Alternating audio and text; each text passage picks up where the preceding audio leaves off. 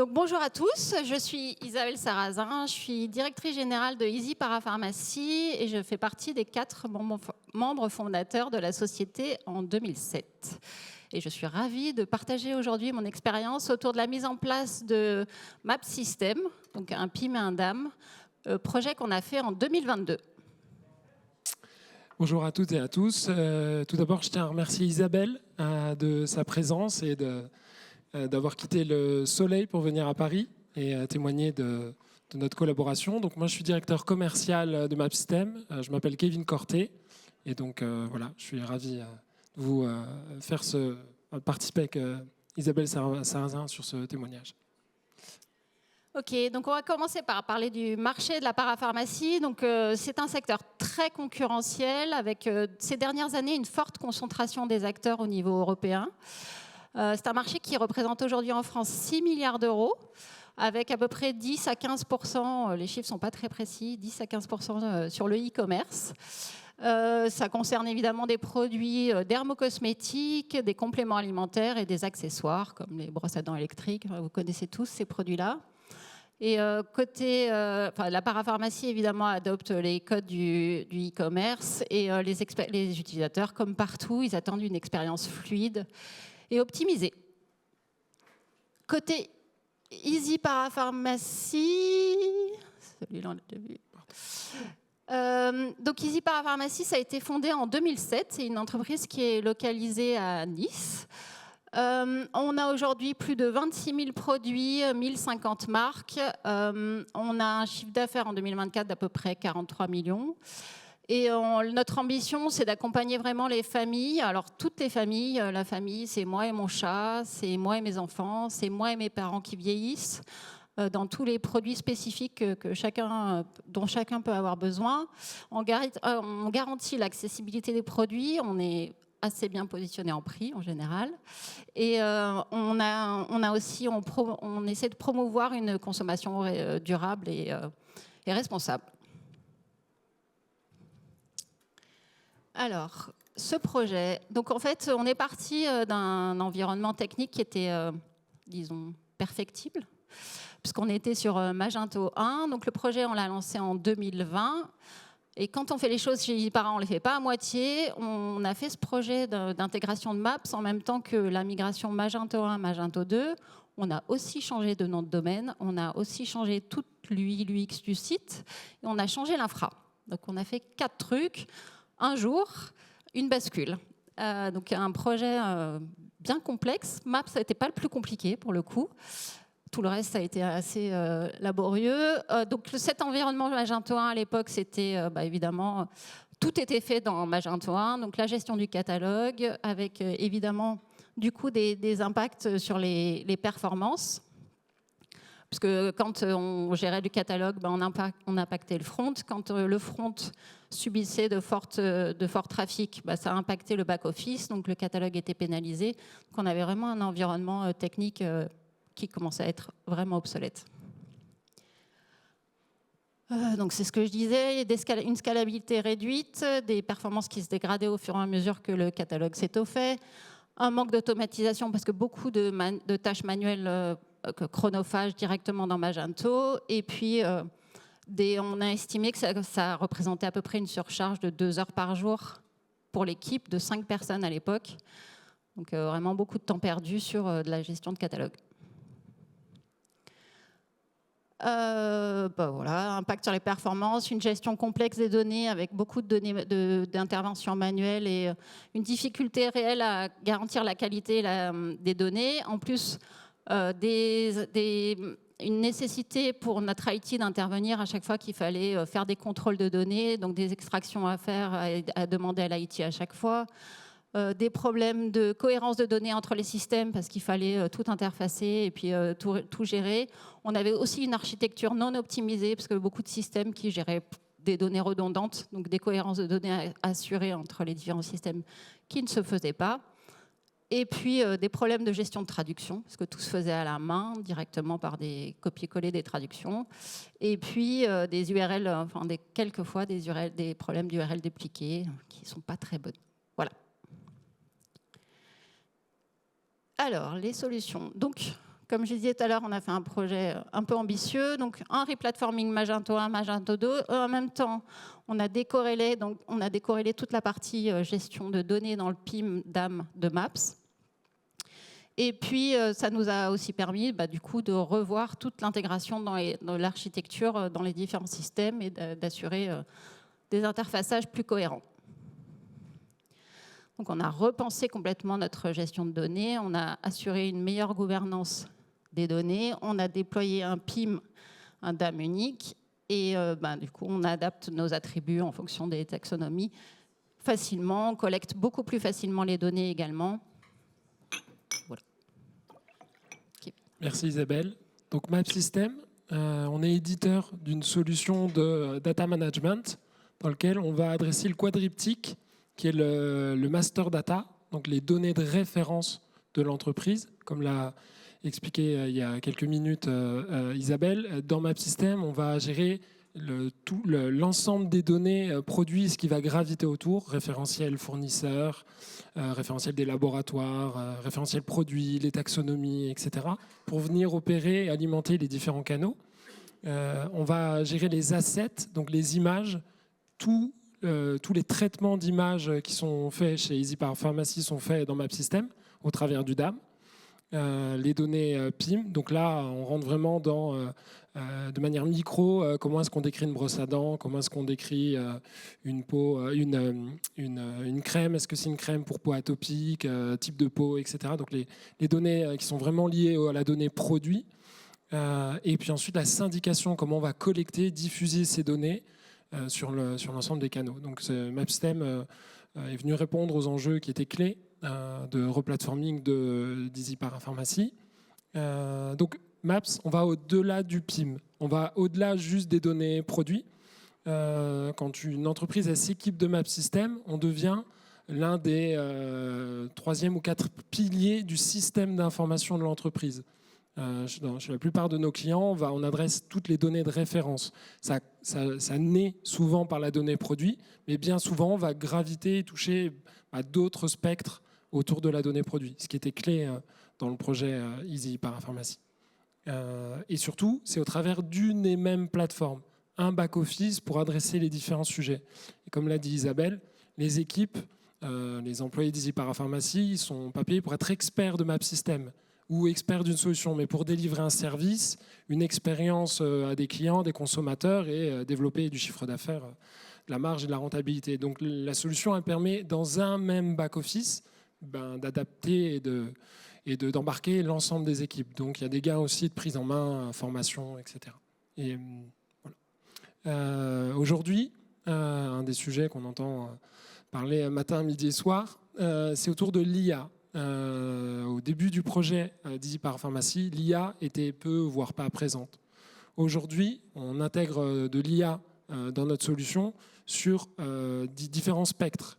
Tout d'abord sur le génératif. Comment générer d'autres descriptions et ne pas faire du duplicate content avec la description qui m'est envoyée par mon fournisseur. Le deuxième, ça va être de l'enrichissement accéléré. Comment au travers d'une photo, parce que EasyPower a des difficultés de collecter de la donnée, mais par contre a les photos des produits.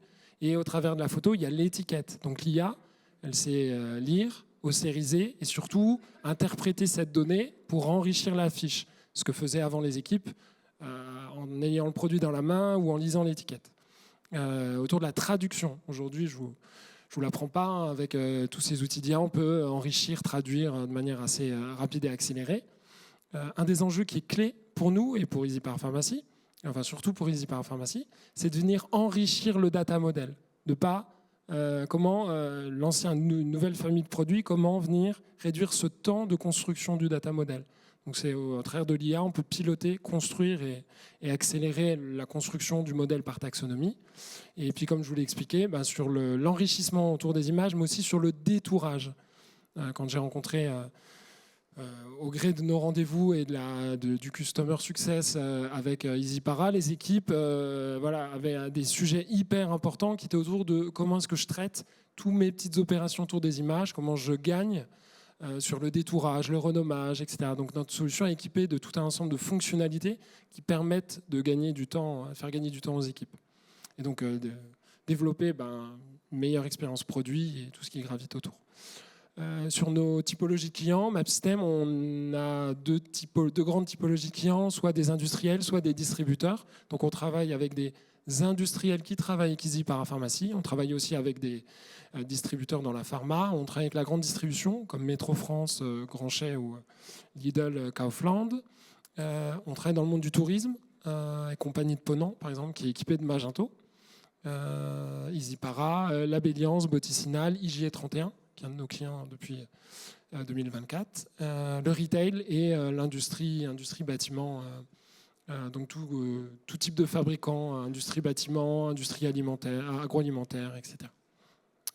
Voilà, et au travers de MapSystem, une fois qu'on a cette solution où il y a l'information, elle est centralisée, c'est dans la solution, on va avoir ce qu'on appelle le point de vérité de l'information produit.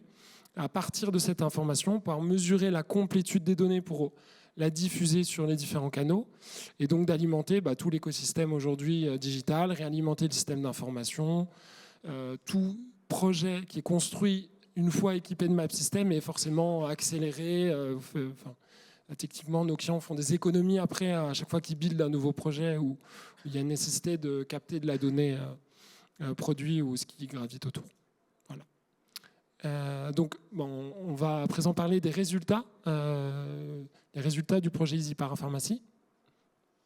Donc, on a vu des résultats très positifs sur la gestion des données. Évidemment, le premier, c'est la fiabilisation et la centralisation des données. Ça nous a permis d'avoir nos données complètement unifiées dans un référentiel unique. Leur cohérence est dorénavant garantie. On a réussi aussi à réduire le time to market. Ça nous permet évidemment de publier beaucoup plus rapidement dans les nouveaux produits et donc de suivre beaucoup mieux nos concurrents et d'avoir les produits au moment où ils vont passer en publicité quand ils sont lancés que les labos génèrent des publicités télé. Ça nous permet d'avoir déjà les produits sur le site. Et on a aussi réussi à avoir un contrôle accru de la qualité des données. On a paramétré plus de 100 contrôles quasiment automatisé de données, ce qui permet à nos équipes d'être complètement autonomes par rapport à l'IT, parce que les équipes du catalogue, elles paramètrent leurs contrôles, elles les exécutent exactement comme elles veulent. Elles n'ont plus besoin de personne, pas de dev, personne pour faire ça. Et effectivement, c'est des données en général assez compliquées, qui étaient difficiles à mettre à jour et pour lesquelles on constatait beaucoup d'erreurs avant. En particulier sur le poids, la TVA, ce qui pouvait nous poser des problèmes à la fois fiscaux et à la fois avec les transporteurs. On avait des écarts de facturation importants. Donc on a 1000 marques et 534 fournisseurs, 26 000 références actives. On a créé 3000 produits en 2024. Ce qui est surtout impressionnant, on a fait x5 sur le nombre de fiches qu'on peut mettre à jour chaque année, ce qui a complètement révolutionné la façon de travailler du catalogue, puisque ça veut dire que si on met à jour plus de 15 000 fiches produits, ça nous permet de repasser sur la quasi moitié du catalogue, ce qui est très important parce qu'on a quand même des sujets réglementation. Il faut suivre effectivement, le produit doit être conforme. C'est des produits de parapharmacie, ils doivent être conformes en termes de composition. Donc, c'est très important qu'on puisse garantir à nos clients qu'ils vont recevoir le produit qui est exactement conforme à la présentation sur le site. Ça nous permet d'avoir moins de retours clients aussi, et moins de retours au service client avec des plaintes des clients que le produit ne correspond pas ni au visuel ni à la composition qu'ils avaient choisie. Voilà, sur la gestion des données, on a aussi un certain nombre de gains opérationnels. On estime à 4 heures par jour sur une équipe qui est passée à 4 TP. Si vous avez suivi, au début, ils étaient 5. Voilà, donc évidemment, la suppression des lenteurs Magento et l'optimisation par du travail en masse, des chargements de fichiers directement, etc. Ça nous a permis d'optimiser le travail de l'équipe. Ce temps qu'on a gagné sur l'équipe, il le passe sur des projets à plus forte valeur ajoutée, donc à travailler sur le SEO, à se consacrer à des évolutions sur l'e-merch, des évolutions techniques, travailler sur des newsletters, donc vraiment plus de tâches à valeur ajoutée plutôt que des tâches très chronophages qui étaient peu intéressantes pour eux auparavant. On arrive aussi à intégrer maintenant quasiment une nouvelle marque avec 300 produits, ça nous prend 2 jours, quand ça nous prenait beaucoup plus qu'une semaine auparavant. Donc on a vraiment gagné du temps sur beaucoup de choses.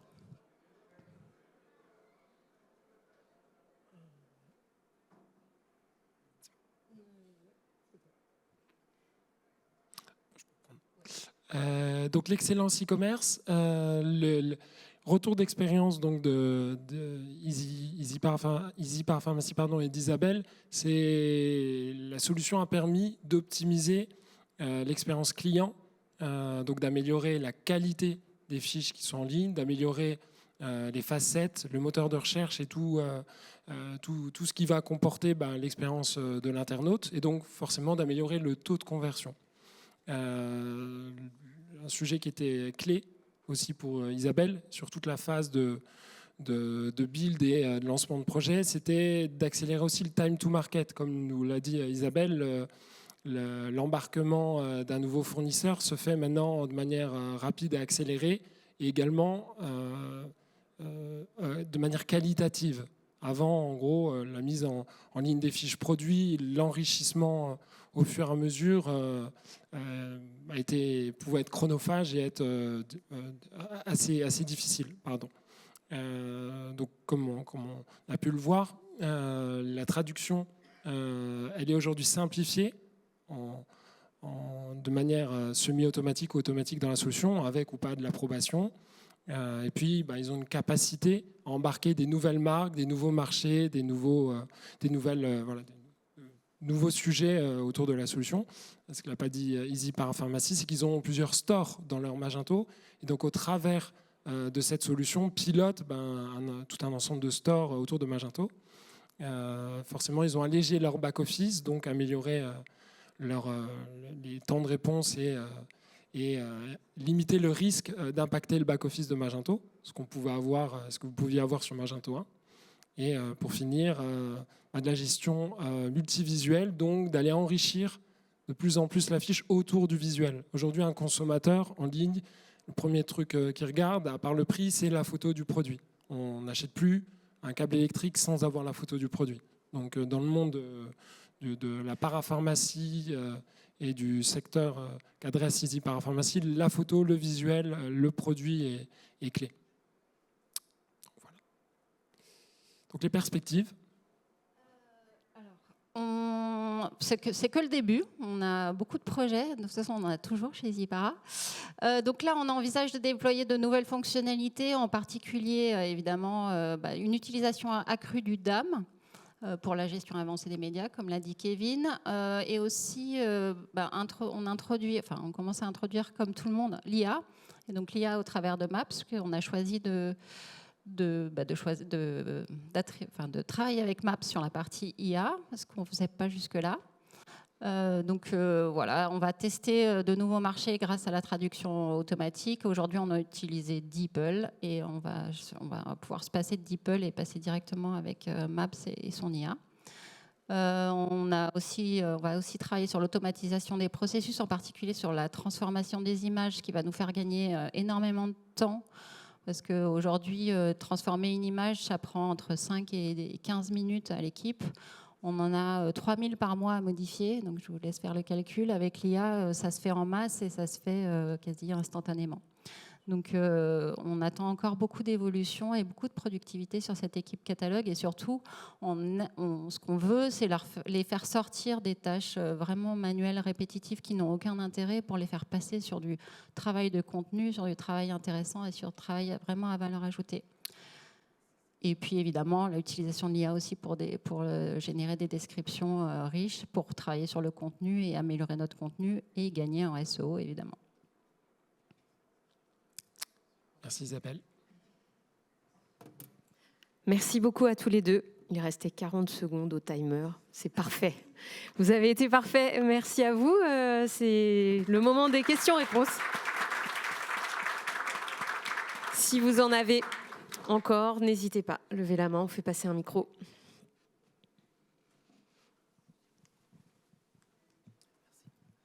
Merci pour la présentation. Moi, j'avais juste une question pour rebondir sur le sujet IA, encore plus dans votre secteur particulier qui est forcément très réglementé. comment est-ce que vous adressez cette contrainte spécifique d'utiliser l'IA pour générer des contenus, des images, tout en gardant quand même un contrôle voilà. Alors de toute façon, il y a un contrôle, mais il y a aussi, on a la possibilité aussi de mettre des références au texte réglementaire et de contrôler les termes qu'on a le droit d'utiliser, les termes qu'on n'a pas le droit d'utiliser. Donc on oriente aussi l'IA avec la réglementation qui est décrite en fait dans des documents qu'on a en interne, puisque le catalogue en a besoin aussi. Mais de toute façon, il y a forcément un repassage par l'équipe catalogue derrière pour relire et vérifier les fiches. Ça, c'est obligatoire. Merci beaucoup. Une autre question? Pour Isabelle ou pour Kevin? Oui, tout au fond.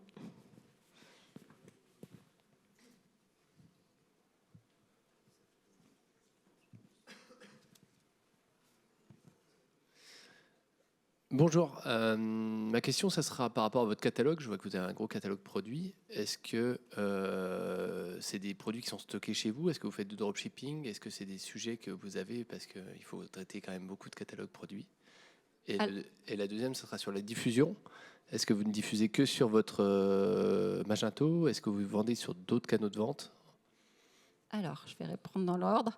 Alors, le stock nous appartient, mais on a un sous-traitant sur la partie logistique. Donc, on travaille avec un partenaire qui s'appelle Transcan. Mais par contre, le stock nous appartient et effectivement, on gère complètement. Enfin, il gère pour nous la partie stock. Donc, c'est pas du dropshipping, c'est nos stocks. Sur la partie diffusion, effectivement, on est un peu comme Easy Peasy. On travaille un peu sur des marketplaces. Aujourd'hui, on travaille un peu sur Amazon. On sera sur TikTok Shop aussi.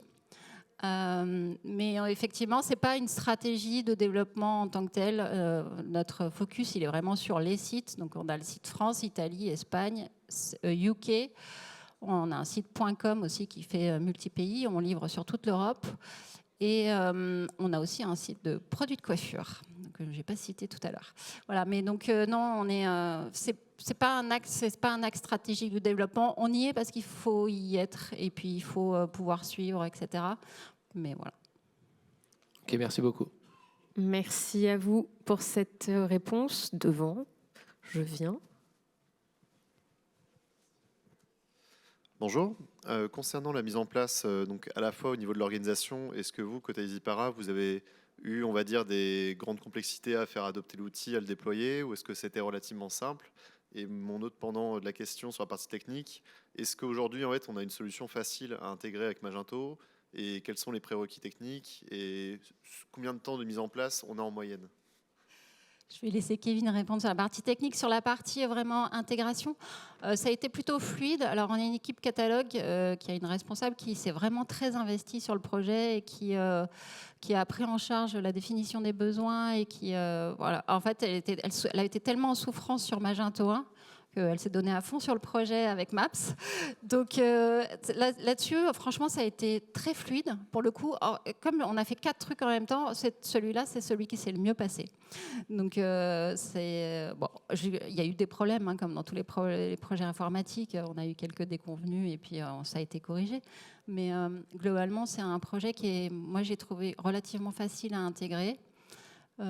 Techniquement, on n'a pas eu tant de soucis que ça. Et pour compléter ce que vient de dire Isabelle, souvent le succès d'un projet, il est aussi lié au niveau douleur qu'a l'entreprise. Et l'adoption, elle est, voilà, si on vient dans une entreprise qui a peu de douleur, voilà, l'acceptation, ça peut être un sujet pour tout type de changement, parce qu'on change une manière de travailler. Tandis que là, chez Easy Parapharmacie, ça a été vraiment, voilà, et à un moment donné, c'était une bulle d'air pour les équipes. Et pour répondre sur la partie technique, on a un connecteur, un module Magento Adobe Commerce qui permet d'asservir les données et aussi le modèle de données. Donc, dans les équipes Easy Parapharmacie, ils référencent une nouvelle famille, ils créent les caractéristiques, ils décrivent, je prends mon exemple de brosse à dents, est-ce qu'elle est à pile, électrique, etc. Et le modèle de données, il est créé automatiquement avec le connecteur, ce qui fait qu'ils gagnent en opération de maintenance dans leur plateforme Magento. Donc, il y a une interface avec un connecteur dans Magento qu'on configure et on a servi le modèle de données. Donc on s'est complètement intégré. Très clair, merci. Merci beaucoup. Une dernière question, peut-être? Une avant-dernière, on n'est pas en retard. Non, plus de questions? Eh bien, merci à tous les deux pour Merci. cette intervention. Merci.